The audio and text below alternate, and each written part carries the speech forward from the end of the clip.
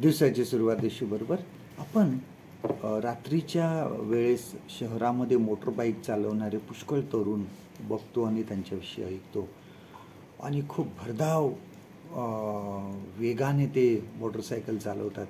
कारण रात्री रहदारी नसते, रात्री 1-2च्या दरम्यान काहीच रहदारी नसते आणि मग अशा वेळेस ते खूप जोरात बाईक चालवतात. असंच एका तरुणांचा ग्रुप असतो, तो बाईक चालवायला त्या ठिकाणी निघतो आणि अचानक एक जण जो असतो हा खूप 100च्या स्पीडने एकदम मोटरसायकल पुढे नेतो आणि त्याच्याबरोबर काही जण अजून त्याच्या मागे त्याच स्पीडने जायला लागतात. परंतु त्यांच्यामधला एक जण तरुण असतो, तो मागे राहतो, तो नेहमीच्याच स्पीडने मोटरसायकल चालवतो.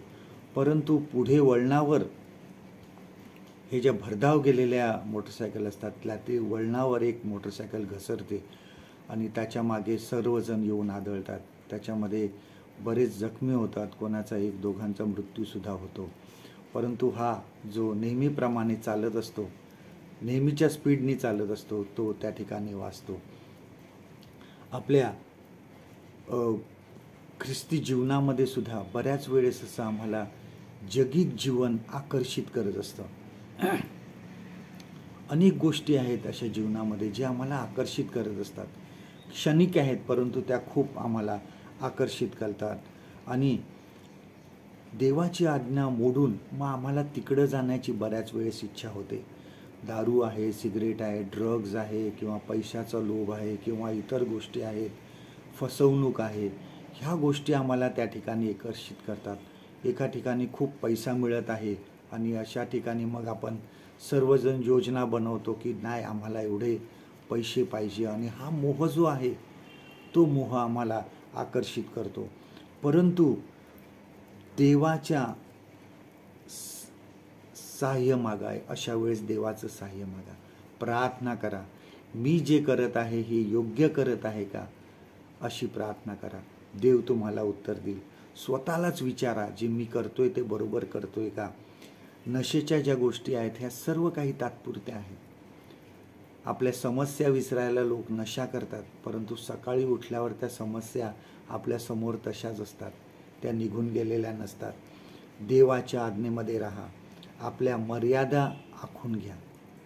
आपण आपल्या आयुष्याची मर्यादा आखून घेतली पाहिजे. ठरवा की ह्या मर्यादेच्या पलीकडे मी जाणार नाही. देवाच्या सहवासातच खरा आनंद आहे. दीर्घकाळाचे सुख आणि शांती त्यामध्ये आहे. शहाणा माणूस आपल्या मर्यादा जाणतो, परंतु मूर्खाला मर्यादा नसतात. आपल्याला कुठे थांबायचंय हे ज्या मनुष्याला माहीत आहे तो मनुष्य मर्यादेमध्ये राहतो. आजचं देवाचं वचन आपल्यासाठी हे आहे. इफिस्करास पत्र याचा 4था अध्याय 23 आणि 24 वचन. Ephesians chapter 4 and verse 23 and 24.